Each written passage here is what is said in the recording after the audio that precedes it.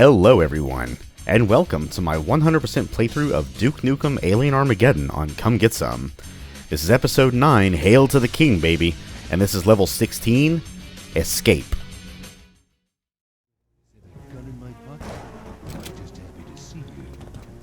Alright everyone, it is time to get the hell up out of this city. And what better way to do that than on a nice road hog. So, welcome one and all back to the final episode of Alien Armageddon. Hail to the King, baby, and this map, level 16, Escape. Braccus detonated a nuclear device 2 levels ago at the very end of Double or Nothing. So we had to spend the level after that, Double or Nothing 2, traversing back through the city in a different direction after he blew it up. And now comes the time to escape the city proper. There are a few zombies standing in the way though. So as you can see, the kill count is incredibly low. There's only 1 secret, 2 collectibles, and remember, no more EDF chests in the entire episode. Double or Nothing 2 was the last level to have one, so the starting loadout we have now is a starting loadout we will have for the rest of the campaign. But for now, let's just focus on getting the hell up out of this crumbling city. That nuclear device did a serious number on this place, so I dare say it's time to get the hell out of Dodge. Now, just to spoil it a little bit, there is no time limit. You can take literally as long as you want. But the combination of the music, the nuclear lightning storm, and the nuclear rain, maybe that's supposed to be acid rain, gives you that sense of urgency and dread. A sense in the back of your head telling you you have to get out of here as quickly as possible. And there is going to be a mini-boss fight of sorts at the end. Whoa, I took that turn wrong. Oh, come on. Come on. There we go. Down into the canal. It's going to be 2 enemies waiting for us at the end. 2 mini-bosses. One of them is a familiar enemy, and the other one is not. And the non-familiar enemy is by far the more dangerous of the 2, but it's still not that difficult. Just remember to take cover, and you should be okay. But the fight against this enemy is actually going to be in 3 phases. Because in between each of the phases, it's going to summon a swarm of robotic repair drones to try to fix it. And you need to destroy those drones as quickly as you can so that not too much of its health can be restored before the next phase begins. But again, just follow my instruction and you should be okay. Here comes our final turn. Make sure not to fall off or you will die instantly. And here's our last jump. Geronimo! Oh. And wouldn't you know it, we stopped right in front of the one and only secret. And that enemy right there, that's the Gunship. That's going to be the second mini-boss, because here's our first. Mr. Multi-Shot Cycloid. And this guy's not overly threatening.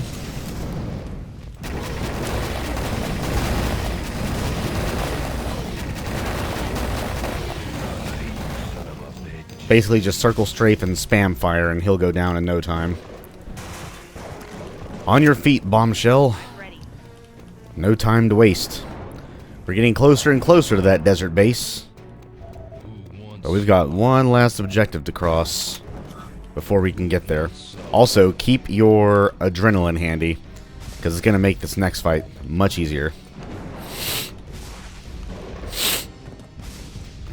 But before we take on that next fight, also I really wish we had a nuke, because that by far would be the most effective first attack to launch against the thing for that opening salvo damage bonus. Just make sure that your AI teammate does not shoot it first, because that'll cancel out your opening salvo bonus. So once I grab collectible 1 of 2 up here, which just so happens to be a Cycloid, I need to determine what weapon would be best to use first. Probably the penetrator, or the 10-gauge explosive shells. Ooh, I do have to get in close, and it's definitely going to see me first, so I might want to do the penetrator. this might do the most amount of damage. RPG's not too bad. Smart launcher, whatever, but... Oh! BMFG. Oh, let's try the BMFG. And we're all the way back here, and I'm pretty sure the BMFG projectile does not stop after 20 meters. I think it goes until it hits something. So... Ooh, that's going to be a bullseye right there. Oh, hey! Check it out. That wasn't too bad. Now watch out, this thing does have an underside turret. Also make sure you're not somewhere where you can fall off the ledge. And he's already gone down. Awesome. So what we're going to do is we're going to crank up one of our adrenaline stems and destroy these floating repair drones. There's either 4 or 5 of these things. I think that's all of them. And eventually it is going to fly back up in the air. I think it goes down whenever you destroy the underside turret, which you definitely want to destroy as quickly as you can, because that thing is the most threatening part of this gunship. But as you can see, it's been fixed. Oh! Yeah, don't ignore that laser either. That laser can be dangerous. That's alright. We still have the EDF rescue to come help us. Actually, you know what? Oh, but Michelle's gone down too. I will say, this asshole didn't down me last time, but I also didn't get hit by that stupid laser. That's alright. I still have EDF rescue to come save the day if I need to. Or if I need them to. But this thing is now on the run. So all we need to do is swat him out of the air like the silly fly he is. There we go. Boom, baby. Out of here. Kapow. And that opens the exit gate to the final stretch. You alright there, Bombshell? We both took a bit of a beating there. Now, normally I keep the fight in this area so I can use this little kiosk for cover. But there's actually a couple of reasons why I kind of left it in this area. Number one, I used my BMFG, which I probably should have used more. Honestly, that's probably my fault. But I used the BMFG from over here, and he started flying in this direction. And then I noticed she had some missile turrets laid down, so I was like, well, might as well let them keep having their fun. Deal that extra damage. But yeah, normally I keep it around there. But yeah, you see how fast that laser beam downs you? I forget that laser beam is another attack it has. Not everything comes from that turret. I'm pretty sure the turret just shoots missiles. And I think the laser beam doesn't hit you as long as you keep moving. But if it does hit you, man, it melts you in an instant. I mean, you saw that, right? I had damn near full health and shield. And it still melted me. But we melted him in return. Or it in return. But we're just about done. We can go ahead and scrounge for some supplies if we want. I don't think it matters because I'm pretty sure everything resets back to default. Default amount when you start the next level.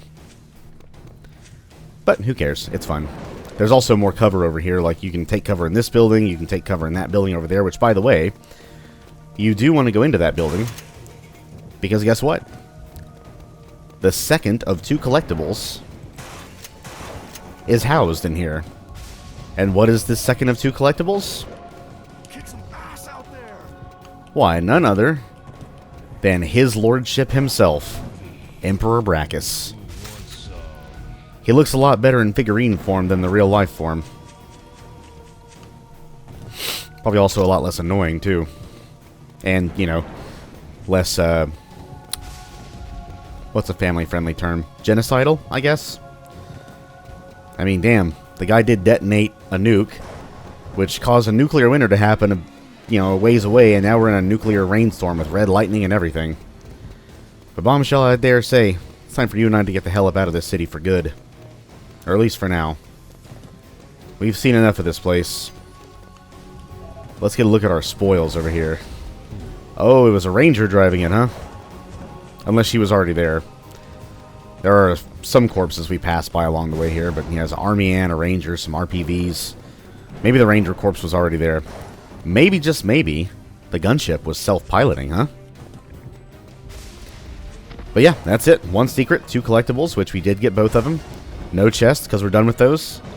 Bombshell, let's get out of here. And on that note, Yeah, baby.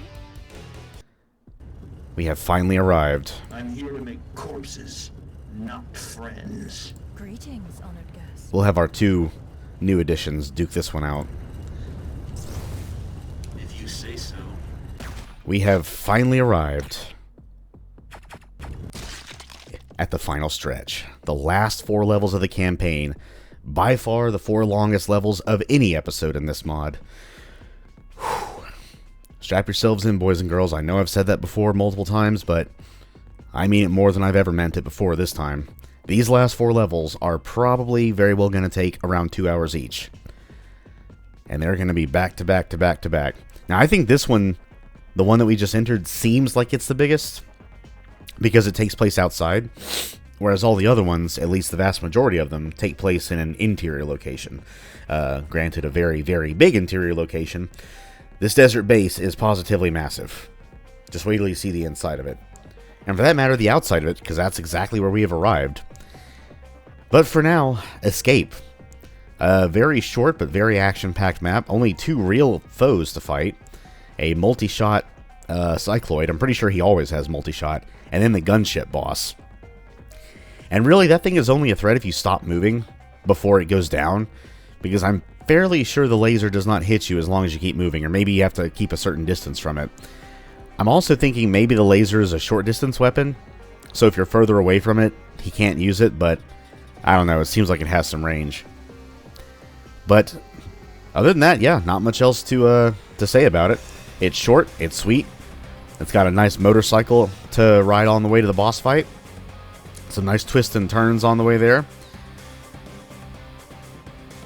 And the change of nuclear weather from nuclear winter to nuclear, I don't know, summer shower with the green raindrops. I guess it's supposed to be acid rain and the red lightning. Definitely a cool atmospheric shift, but we're done with the nuclear weather. We're away from all that now. We have finally reached the desert base itself. We're on the very outskirts of it now. We have to find our way inside. But that'll be for next time, everyone, because for right now, that was Escape. Hope y'all enjoyed it.